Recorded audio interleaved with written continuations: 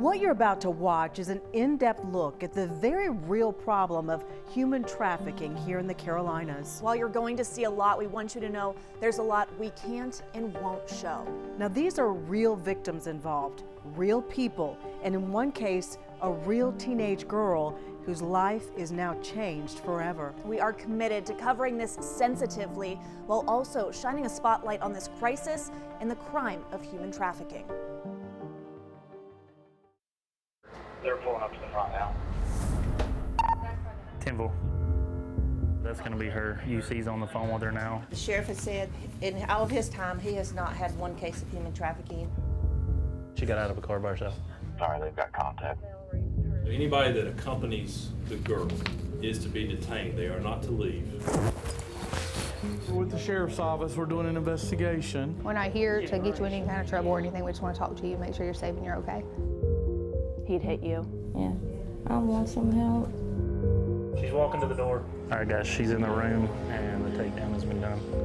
She's 17. She's entered missing in NCIC. If she refuses any services, he threatens to beat her up. She said he choked her last night. Any help we can provide this young person is what we're here to do. Rowan County's never had a charge like this.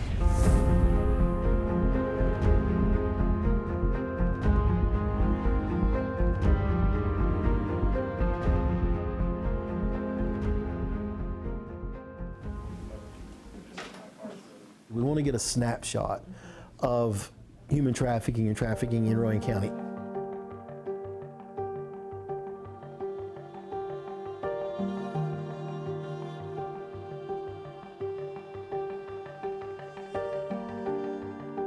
I've messaged at least 3 so far.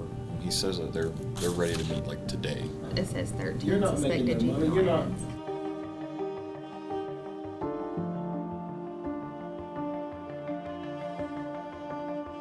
Basically just an advertisement for escort services. It's hundreds of dollars at a time, and it's for sexual acts. We would just basically just kind of try to act like you're actually trying to solicit their services, but ultimately we're trying to get them to come meet with us. The human trafficking aspect of it, you're not gonna find them until you meet them, and talk to them. This is the only way to meet them. We're not really concerned about an adult woman that is consenting with an adult male, even though that is against the law. That's not our focus. We're not necessarily looking to charge the ladies. We may not charge a single one, even the ones that show up, but we hope to gather information from them, make them be comfortable.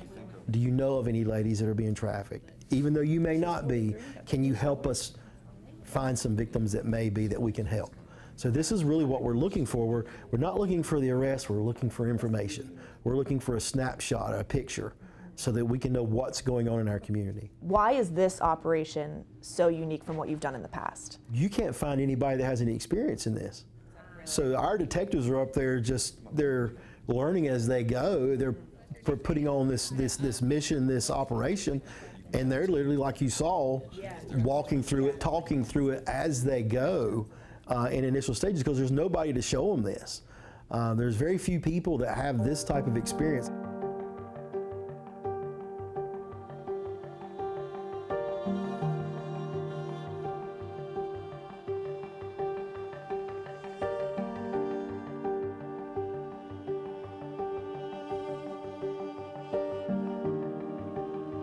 Once they come in the door, then the takedown team's gonna come in and search her and make sure everything's okay. So anybody that accompanies the girl is to be detained. They are not to leave.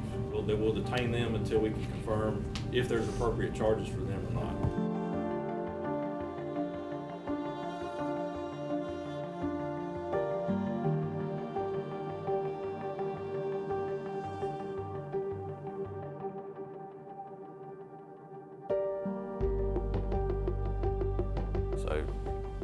We wanted to make sure that we did it as safe as possible, not only for us, but for them. Right now we have a camera in the hallway and a camera in the room at the moment, so that we see when our suspect came into the room, so that we know when to move in, know what we're expecting, or kind of have an idea of what's happening in the room before we actually go in. Several units that are outside in vehicles watching for the outside to let us know when they arrive. Okay. If he's surrounded by the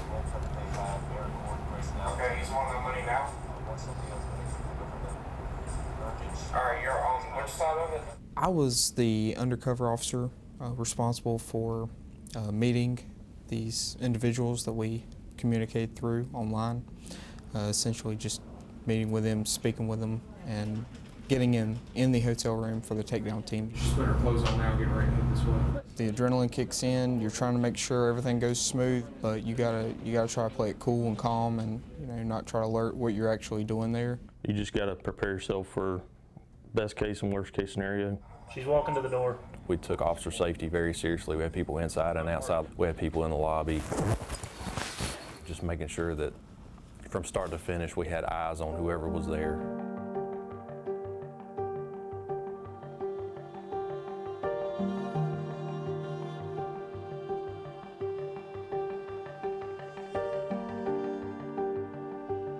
Hey, we're with the sheriff's office. We're doing an investigation. Once they did show up, we could detain them and make sure they didn't have a weapon, and then back down and let them know, hey, we're not here to ruin your life. We're here to help you and to make sure that you get resources. If you want them, we're here to give them to you.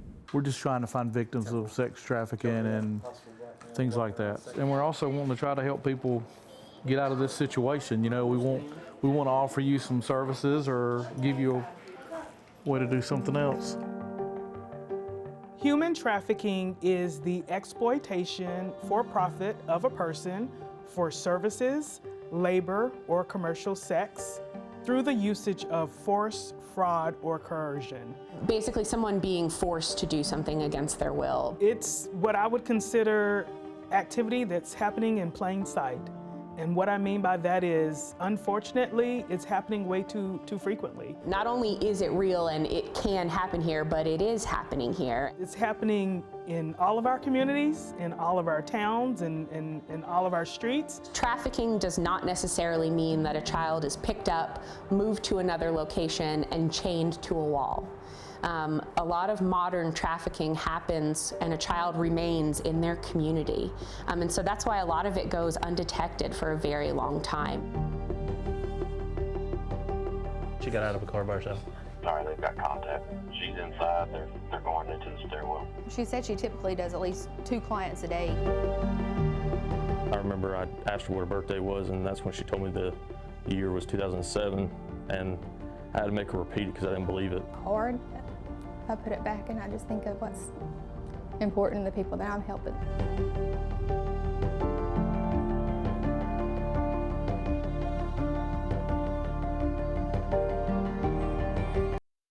We've got somebody that said they would arrive about 5:15, so we're looking at about 15 minutes from now. They're pulling up to the front now.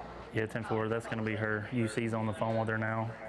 He's telling her he can come down and meet her. Started the same way as most of the other ones did, where we're just responding to an ad and you don't really think much of it other than you see photos, you see what they wrote onto their ad, and you're reaching out to them. I don't think anyone really expected it to be a juvenile that was showing up to our door that day, but Oh yeah, they've made a takedown. She's being interviewed now. Who is? This juvenile we just took down. She's 17. So I was on the takedown team when she arrived. I remember I asked her what her birthday was, and that's when she told me the year was 2007, and I had to make her repeat it because I didn't believe it.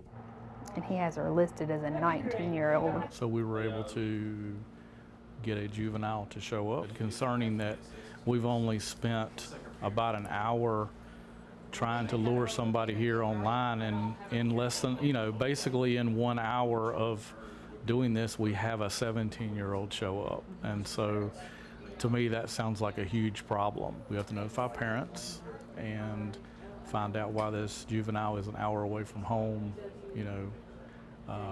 getting a ride and showing up at a hotel for prostitution purposes, and find out if the parents know what this juvenile is doing.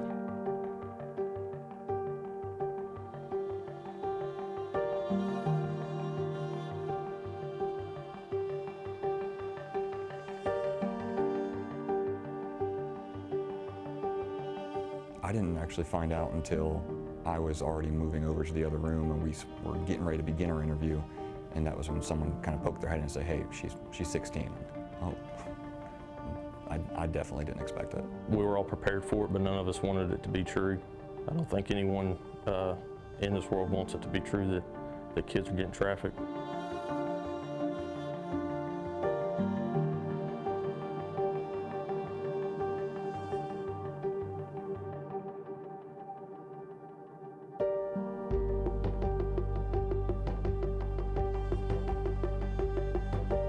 This guy she met at a train station, and he's got a hotel in Charlotte in his name, and everything that she makes through these visits she has to put in his banking account.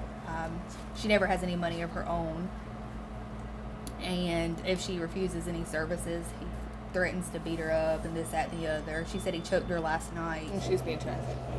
I'd say so. I was like, so you're left with, you don't have any money, like, do you have any money in your pocket? She's like, no. She's like, if I need something, he buys the things that I have to have, but he never gives me any money. She said that yesterday he choked her because she kept wanting to walk out of the room. Said she needed some air and this, that, and the other, and kept cussing her. And she's basically not free to leave, you know.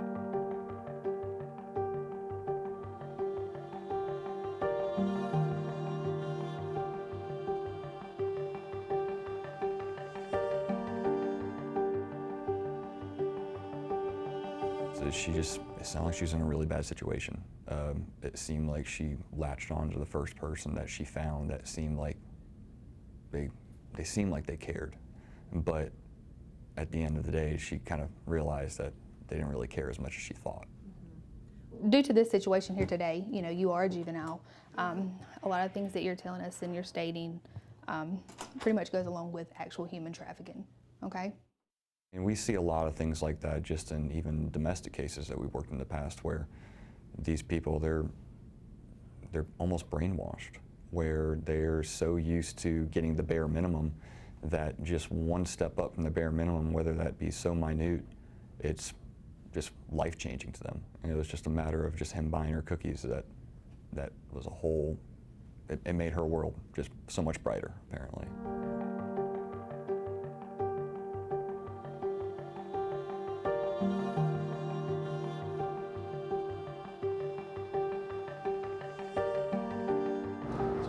He's profiting from the prostitution she's done. He gets every bit of the money she makes. He gets every bit of that money. It goes into his banking account. But she said she's very glad that this happened today because she wants to go home. She doesn't want to go back. She said she typically does at least 2 clients a day, and he's the one that informed her about the whole app and how to make money because she didn't have anywhere to live or anywhere to go. And so she said that's the only reason she's been doing the things she's doing is to have somewhere to stay. I just don't want to let her go and then she winds up in the same situation. I'd feel better if we were able to charge him and lock him up at least. How long has she been with him or doing this? She said it's been about 2 weeks this time. She said she met him about 2 weeks ago when she was at a train station, and he's the one that told her about the app and how, you know, how the ads work and how she could make money. See how much money they make? He said $250. So 2 clients a day for 2 weeks. Mm-hmm. Then I said, well, what's the minimum? And she said 2. It's like she don't want to be seen. And she keeps her face covered with that covering, she said, because she's not comfortable with herself and doesn't, she feels bad about herself. I told her she's beautiful, but things like this is hard. I put it back and I just think of what's important to the people that I'm helping then. It's tough at times with emotions. Everyone deserves to be happy, to feel beautiful, to be respected and not controlled, and I just want her to know that she can and have anything that she ever wants or wants to be. You don't have to have a man or anyone to give you those things. You can do as you want in life. When we actually did find a juvenile that was missing and is the definition of human trafficking based on the state law, it was like a moment of, you know, it was emotional, and I know that some of the stuff that isn't recorded, you know, some of the officers did get emotional, and it's because we care. You know, I mean, I have a daughter and a son, and you know, with my experience of dealing with crimes against kids, I always had trouble going home at night if I ever left anything hanging out, I guess. I always wanted to make sure that every kid, if I had the authority and the power to do something, I was going to do it. And just like in this instance, I wasn't gonna let her slip through the cracks. Part of the problem is there are so many victims that don't consider themselves victims. Some people don't realize or want to recognize that they are being trafficked at first. Maybe they consider it to be a romantic relationship. And the victims actually think that they're in a relationship with their trafficker. You know, these guys are really good actors, right? So they'll think that the guy has their best interests. They love me and I'm choosing to do this. It's often there's trust that's already been built. And so we're having to help them to understand that the relationship that they think is a genuine relationship truly is not a relationship. It looks like her hair has like a reddish tinge to it, possibly awareness. That's her. Copy. She's walking to the front now. Hello, ma'am. Who's the sheriff's office? We're doing an investigation here. I'm sure you know why we're here.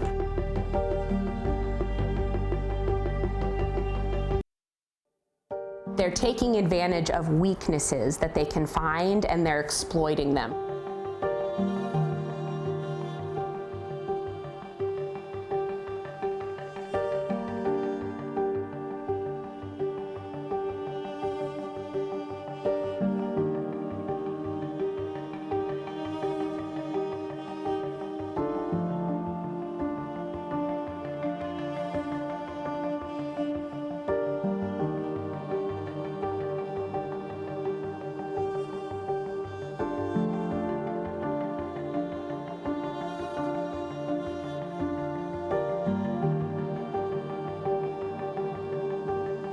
Really, it's designed to be research-based and victim-centered.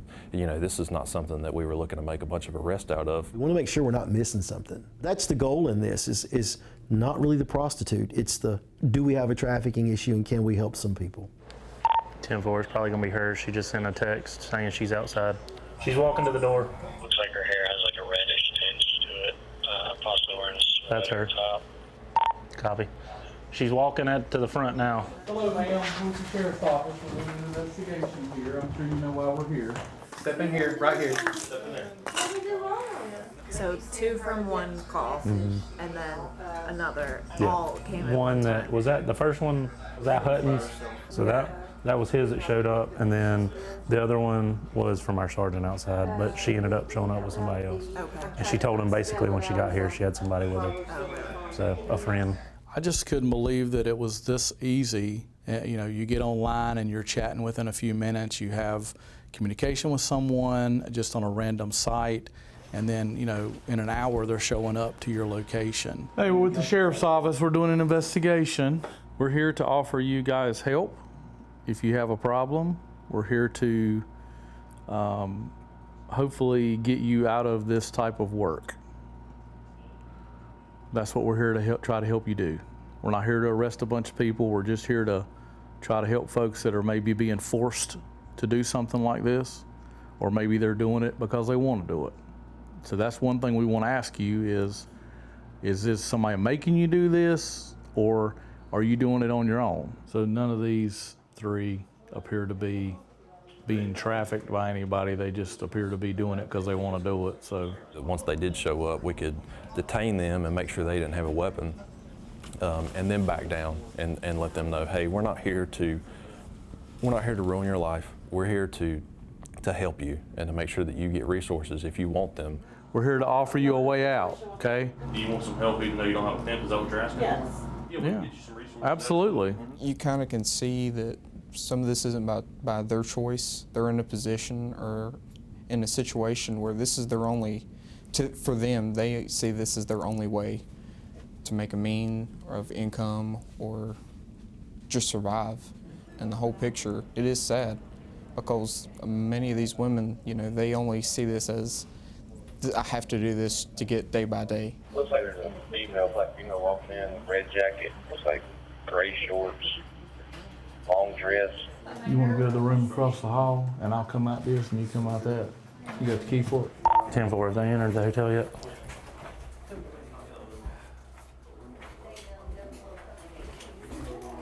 Make us happy.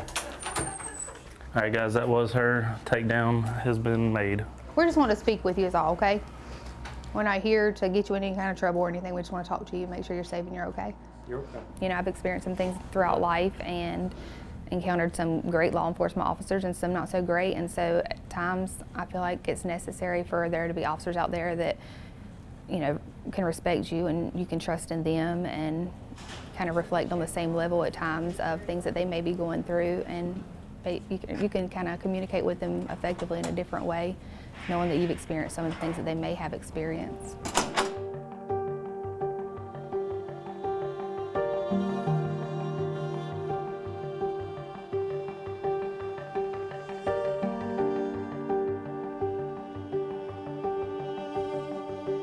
My name's Hannah. I work with Channel 9. How long have you been doing this for? A year. A year? Yeah. My friend's been doing it for about 6. Is that how you got into it, was with your friend? No. A guy made me introduce me to it. A guy did? Yeah. Can you tell me about that? He made the page for me and just started posting and said it was a way to make money. And if I didn't do it, you know, I'd get hit. He'd hit you? Yeah. Yeah. If you could leave here today and do something that you wanted to do, what would that be? Go get clean. Get clean? Yeah. Get my kids back. To be very clear, traffickers are smart.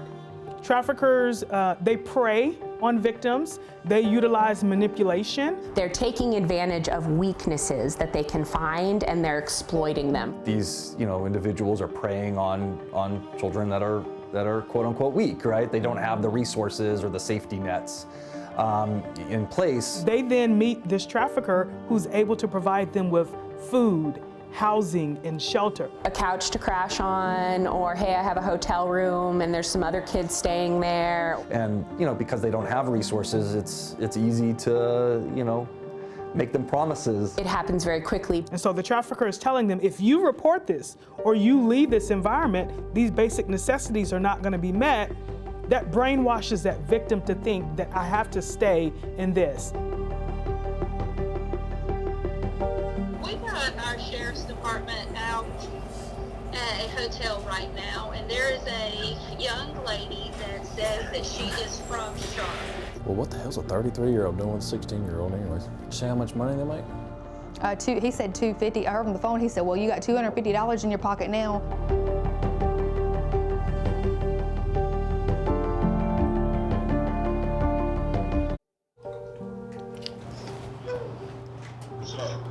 We had her to make contact with him just so he wouldn't suspect that anything that was going on. But her speaking with him, we were able to gain information.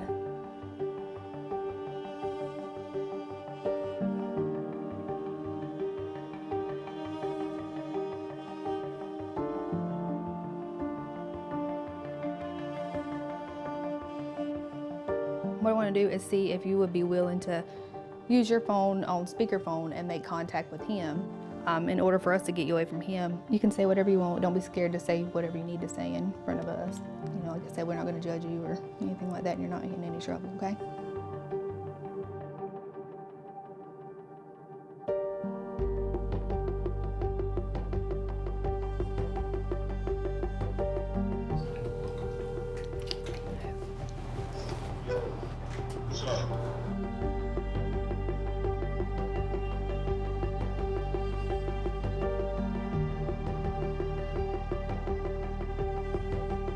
I'm just curious of the reason why.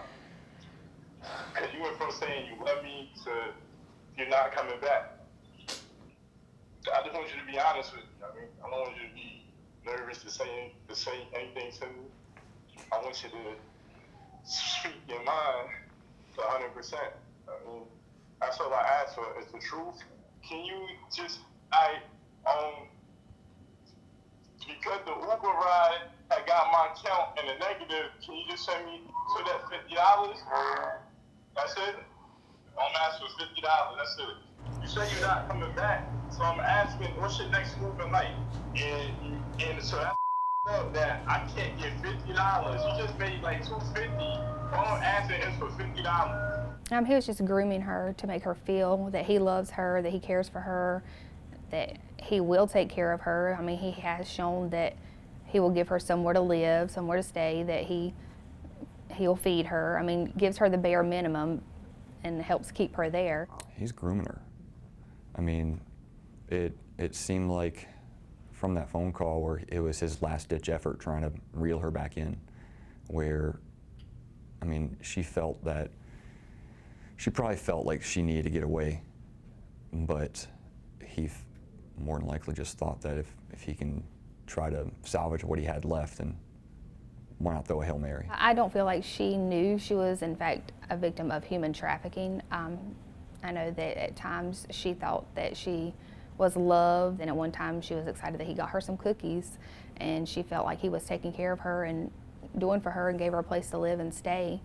But then she realized, she stated once there was some abuse occurred, that she was no longer safe.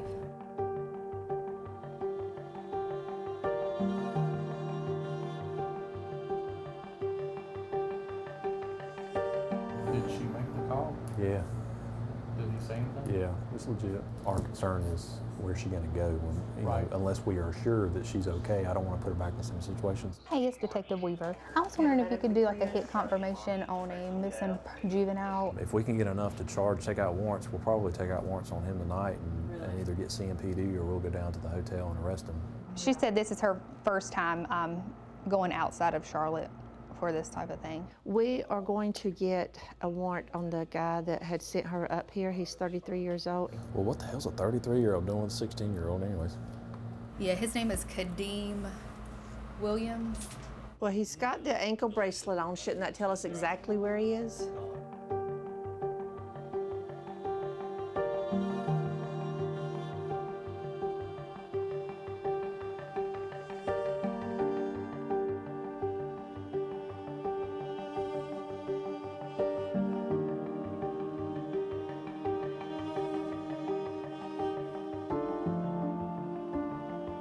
We just saved a juvenile. I mean, honestly.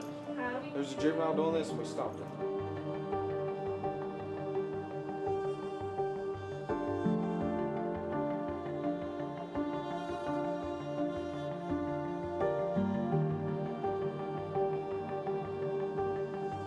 Then I stuck around the rest of the evening, went to Charlotte with everybody. It was an overwhelming moment, something I never done in my life. There's a sense of peace that comes along with it, but there's also that I guess voice in the back of your head that if there's one, there's more. I mean, if that's been almost a week ago now, where she could have gone through multiple different meetings if she never met us, and she could have been robbed, she could have been raped. I mean, who knows? She could have been killed.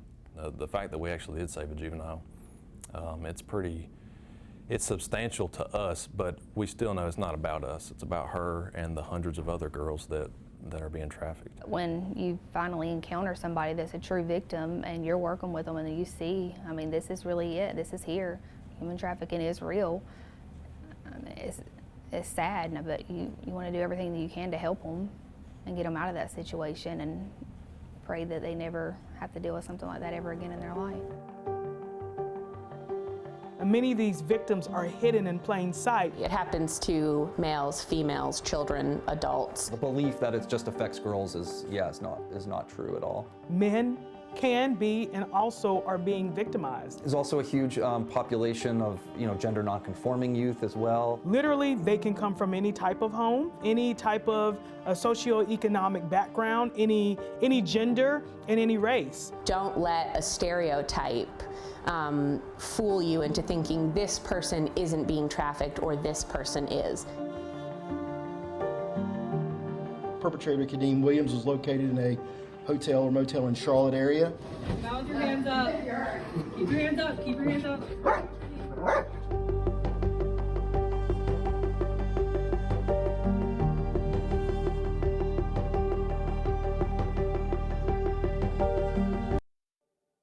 Balance your hands up. Keep your hands up. Keep your hands up. This was a 2-day operation. which involved 21 officers and over 270 man-hours. It's quite extensive. Our goal was to establish if any of these individuals were being trafficked and they're against their will. That was our main concern. And we learned that perpetrator Kadeem Williams was located in a hotel or motel in Charlotte area.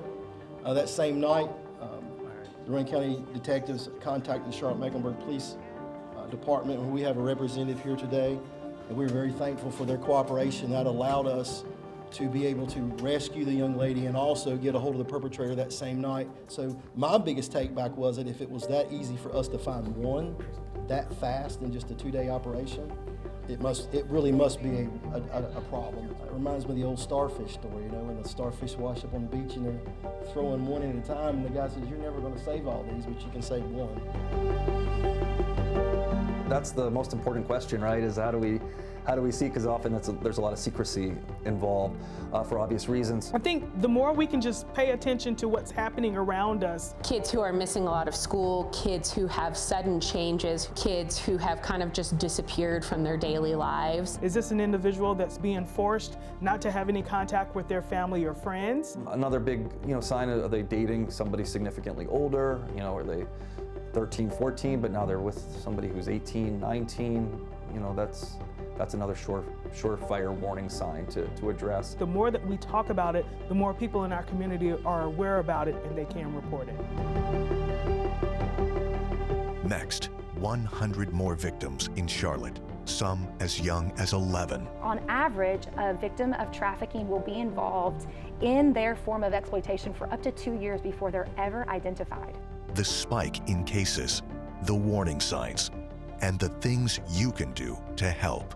When 9 investigates, The Rescued returns.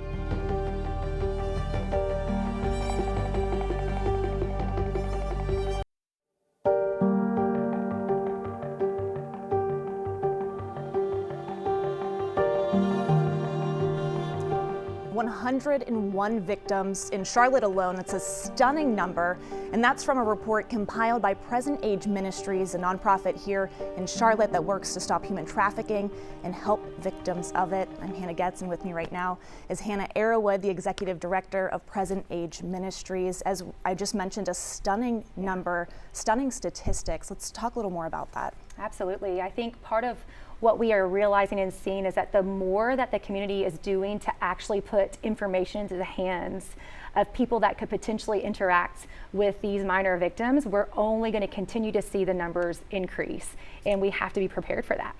And that increase is something that's had a major jump in just the last year. Correct. When we look at the data reports from the years 2020, 21, 22, you start to see a slow, steady increase, but there really was a staggering increase from 22 to 23, over 70% increase. And we get asked all the time, do you think that's because there's more victims, or is it just because there's more awareness?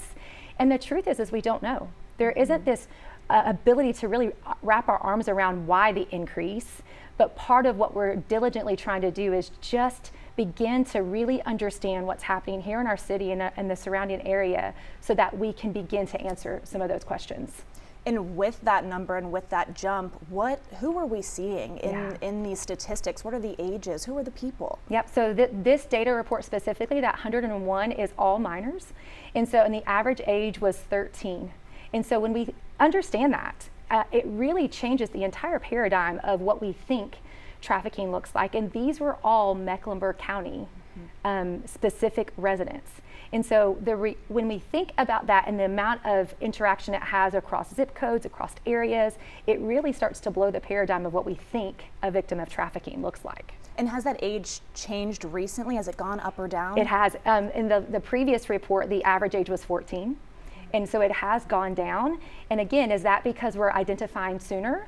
Or is that because they're getting younger? And what we do know that there is research out there across the United States that says on average, a victim of trafficking will be involved in their form of exploitation for up to 2 years before they're ever identified by a professional. Because one of the misconceptions is that these young people are going to ask for help, that they know to self-identify as a victim, and that's simply not the case.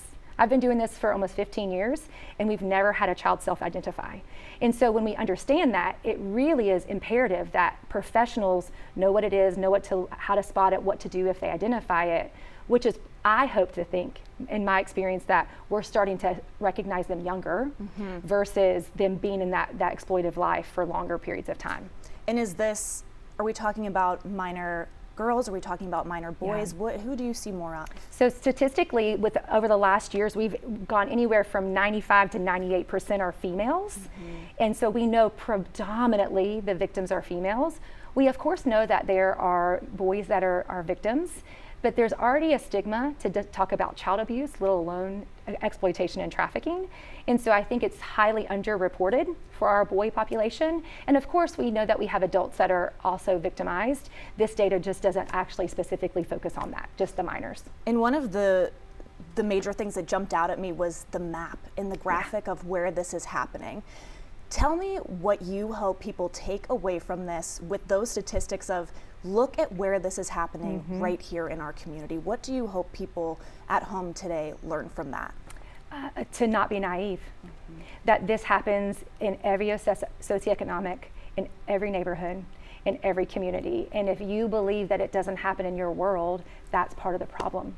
And so if we can start to understand that traffickers look for those that they can groom and exploit, and the number one way that they access our kids is online. So it doesn't matter where you live. And all of our kids have devices and access to social media and technology. And so that becomes the predominant way of recruiting and grooming. And so when we know that to be true, then that affects all of us.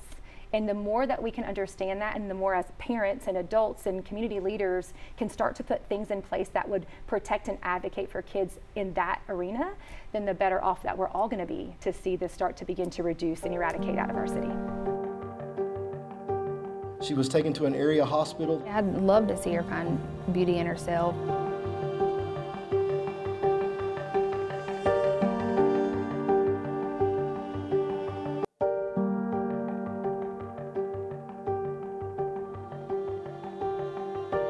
The difficulty is, how do we convince the young people that, one, that they are being victimized, and two, that to seek help and to go after and prosecute the people that are trafficking them. Who are some people that might be more prone to becoming victims of this? Yeah, you generally look at our most vulnerable population, and when I say that, a lot of them are 14, 17-year-old kids. You might have runaways who are looking for someone to support and help them. You might have people who are addicted to have drug addictions, or someone who is simply might come into this country that has no other means of survival, so they are able to convince, the suspects are able to convince them that they will take care of them, and that's why I say sometimes they don't even often know that they're being trafficked, because they feel like that someone is their supporter and is helping them, and they're just doing what they have to do to survive. What can we all do together to help prevent this problem? I think education is the key. I think you're doing it now. To be able to bring this to the forefront, to talk about it. We can't sit and act like it doesn't happen, but to bring attention to it, educate people, and then also we have to be able to look after our young people to make sure that when they have needs and they're seeking for love and attention, that they don't get caught into this trap. She was taken to an area hospital that specializes in the treatment and protection of juveniles who are victims of this type of crime. Yeah, I'd love to see her find beauty in herself and hope and find peace and comfort in life, and not feel that she has to go to men for any kind of help or assistance, that she can do things on her own. It's not about us, it's about her and the hundreds of other girls and boys that are being trafficked.